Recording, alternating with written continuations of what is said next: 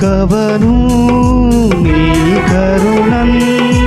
ఆఖరు వరకును లోకములో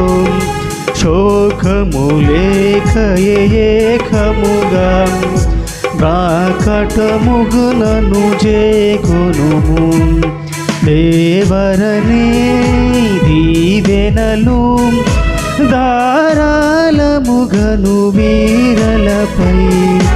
బాగుభవేగమిదిగ నిమ్ము పావన యేసుని ద్వారగను